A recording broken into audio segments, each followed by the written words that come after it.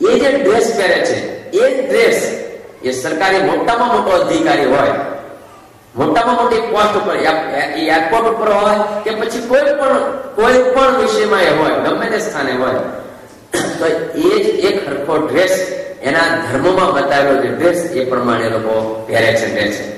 ત્યાં રાજાશાહી છે તો જે શેખ એને કહે છે, લોકો શેખ કે રાજા, એ પણ એ ડ્રેસ પહેરે. આખો શેખ પરિવાર, એ રાજાનો જ આખો પરિવાર છે. સામાન્ય પ્રજા જે ડ્રેસ પહેરે, સામાન્ય આરબાઓ જે ડ્રેસ પહેરે એ પહેરે. મોટો પ્રોફેસરો એ જ પહેરે, મોટી પોસ્ટ ઉપર એ જ પહેરે. હમણાં બોમ્બેમાં મારું પારાયણ હતું, 27 તારીખ પારાયણ મારું પૂરું થયું. એમાં વચ્ચે શુક્રવાર આવતો તો મારો ત્યાંથી મીરાનો મારો ઉતારો હતો, જ્યાં પારાયણનો મંડપ હતો, ગ્રાઉન્ડ હતું. ગ્રાઉન્ડ થી ઉતારો લગભગ 3-4 કિલોમીટર દૂર હતો. ત્યાં ઉતારે છે ને તો વચ્ચે આખો મોમેન્ટન એરિયા, મુસલમાનો એરિયા. તો શુક્રવારે અમે જયારે કથાની સમાપ્તિ કરી અને અમે જયારે જતા હતા ત્યારે મેં જોયું કે ત્યાં એક મસ્જિદ છે, મોટી મસ્જિદ છે. વાલા ભક્તો તમે નહીં માનો પણ મસ્જિદ છે, હશે એમાં 2-3 હજાર લોકો સામી જાય એવડી હશે. એ તો ભરચક થઈ ગઈ, પણ નહીં તો લગભગ 3-4 હજાર લોકો, મુસલમાન લોકો રોડ ઉપર નમાઝ પડતા હતા. ક્યાં? રોડ ઉપર. બોલો, ત્યાં નહોતો એના માટે કોઈ પંખો, એના માટે નહોતી કોઈ પ્રસાદની વ્યવસ્થા, એના માટે નહોતી કોઈ ચાદર પાથરેલી બેસવા માટે. રોડ ઉપર નાના હતા, યુવાનો હતા, બાળકો હતા, વૃદ્ધો હતા, આ બધા રોડ ઉપર નમાઝ પડતા હતા.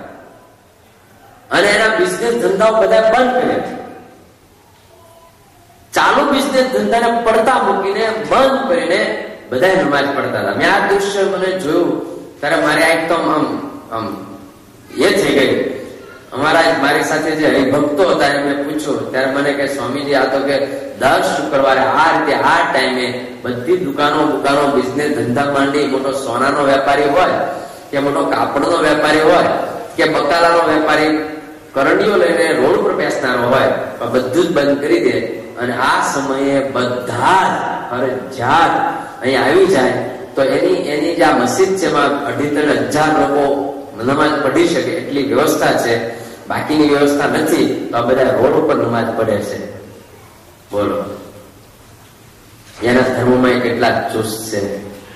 આપણે બહુ સગવડિયા છીએ. આપણે સગવડ મળે તો આપણે આવીએ, આપણે ટાઈમ મળે તો આપણે આવીએ. આપણે બધામાંથી પરવારીએ પછી ભગવાન તરફ જોઈએ. બધામાંથી જો પરવારીએ નિવૃત્ત થઈ એટલે ભગવાન પછી આપણને નિવૃત્ત કરતા જાય છે. ભાઈ તમને પરવારો, બધા પરવારો સમજાય. બૈરા આડા ફાટે, છોકરા આડા ફાટે. આપણે પરવારીએ તો ભજે ને. હિન્દુ સંસ્કૃતિ એવી છે, બધેથી પરવારે પછી ભગવાન ભજે. ગઢપણમાં ગોવિંદ ગાયશું, ગુરુરાજ મારા ગઢપણમાં ગોવિંદ ગાયશું. અત્યારે તો જોવાની છે બાપ, કામ કરવાનો ટાઈમ છે, પૈસા મેળવવાનો ટાઈમ છે, મોલશોખ કરવાનો ટાઈમ છે, હરવા ફરવાનો ટાઈમ છે, બિઝનેસ ધંધાનો અત્યારે થોડો કઈ ભક્તિ કરવાનો ટાઈમ છે. ભગવાન ભજવાનો ગુનાના કામ છે, આપણા થોડા કામ છે. આપણી થિયરી છે. બોલો, આ હિન્દુઓની થિયરી કે હાવ નવરો થાય ત્યારે ભગવાન ભજે, અને ત્યારે ભગવાન ભજવા આવે ત્યારે ભગવાન કે હવે તું મારા લાયક પણ રહ્યો, હવે તું મારા લાયક નથી રહ્યો બાપ, તું બહાર જા. સમજાને? પછી લક્ષરાશીમાં નાખે.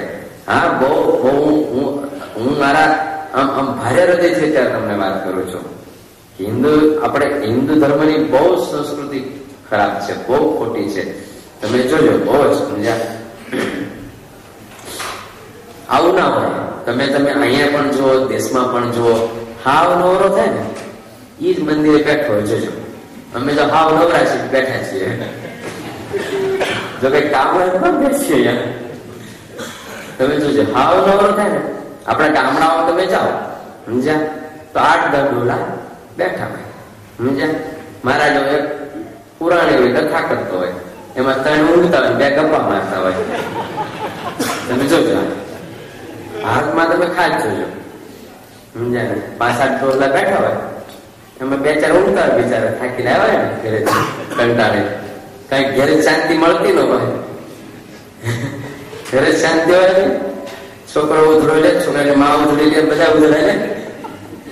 એટલે કે ચાલો મંદિરે જઈને ત્યાં બીજું ક્યાં જાઓ ને. એટલે ત્યાં આવે, ત્યાં આવીને શાંતિ ઊંઘ આવે. સરસ, મંદિરમાં હંમેશા માટે ઊંઘ આવે. જોજો તમે જો હમણાં કોમ્પ્યુટર સામે બે ઊંઘ નહીં આવે. આવશે? નહીં આવે. તમે જો કિચનમાં વાતો કરો તો ઊંઘ નહીં આવે. અહીંયા ઠાકોરજી પાસે આવે ને તમે કથા સામે તરફ ઊંઘ આવી જાય. અહીંયા શાંતિ થાય બાપી, શાંતિ ક્યાં થાય? ઊંઘ છે શાંતિનું પ્રતીક છે, સમજ્યા? શાંતિ થાય ત્યારે ઊંઘ આવે, અશાંતિમાં ઊંઘ હોય જ નહીં, સમજ્યા? એવા આપણે ત્યાં આવે. પછી અમે કથા કરીએ તે બારોબાર જાય, સમજ્યા? પછી પૂછે કે સ્વામી તમે રામાયણની કથા કરી પણ આમાં રામ રાક્ષસ કે રાવણ રાક્ષસ? રામે રાક્ષસ નથી, રાવણ નથી, હું તું બે છીએ. તે સાંભળે નહીં તો મેં તને સંભળાવી કથા. આપણે બે રાક્ષસ છે, બીજા કોઈ રાક્ષસ નથી. આ હિન્દુ ધર્મની સંસ્કૃતિ છે. હિન્દુ ધર્મની આ થિયરી બહુ ખરાબ છે. આમાં સુધારો લાવવાની જરૂર છે, સમજાય?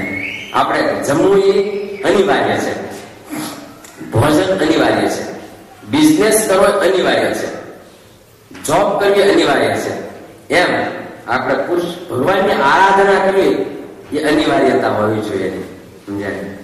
એની પણ આપણે ગમે તેમ થાય પણ આપણે નિદ્રા કરી જ લઈએ, ગમે એટલા બીજી છીએ પણ ઊંઘી જ લઈએ છીએ ને, 5-7 કલાક ઊંઘી જ લઈએ છીએ. ગમે એટલા બીજી હોય, ગમે એટલું ટેન્શન હોય, ગમે એવા ધંધા કરતા હોય, ગમે એટલા આપણે ગમે એટલા પ્રવૃત્તિશીલ હોય તો આપણે આરામ કરી જ લઈએ છીએ.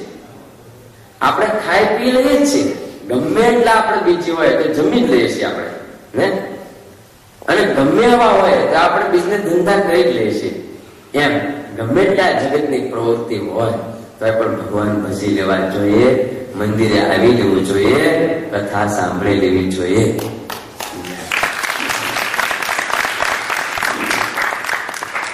તમને બધાને ધન્યવાદ આપવા ઘટે છે કે તમે આ દેશમાં રહ્યો છો, આટલી તમારી બીજી લાઈફ છે, એ છતાં તમે ભલે આડદી એકવારે વ્યવસ્થિત આવીને આવો છો. ત્યારે અમે વિદેશમાં જોઈએ છીએ, અમે ત્યાં પણ ભારતના ભક્તોને કહીએ છીએ કે વિદેશમાં ભલે અઠવાડિયે એક જ વાર હરિભક્તો આવે મંદિરે, પણ મંદિરે આવવા માટે જ આવે છે, સંતોનો સમાગમ કરવા માટે જ આવે છે, કથા વાર્તા સાંભળવા માટે જ આવે છે, ભગવાનના દર્શન કરવા માટે જ આવે છે. અને આપણે તમારું બેઠું ત્યાં એવું સમજાય, ખબર હોય કે 11:15 જમવાનું શરૂ થવાનું છે, એટલે 11:15 5 મિનિટની વાર ત્યારે જ આવી બેસી જાય. બોલો, હા, ત્યાં મંડપ ભરાય જાય, રહોડું ફૂટે પછી ગયો, સમજાય? હવે અમારે હમણાં મુંબઈ પારણ હતું તે પૂર્ણાવતીના આગલે દિવસે 3 વખત રસોડું બનાવવું પડ્યું.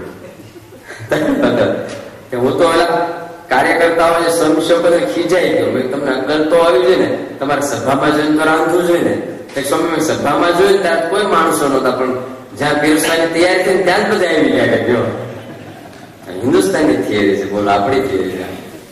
આવું ના હોવું જોઈએ, આવું ના હોવું જોઈએ.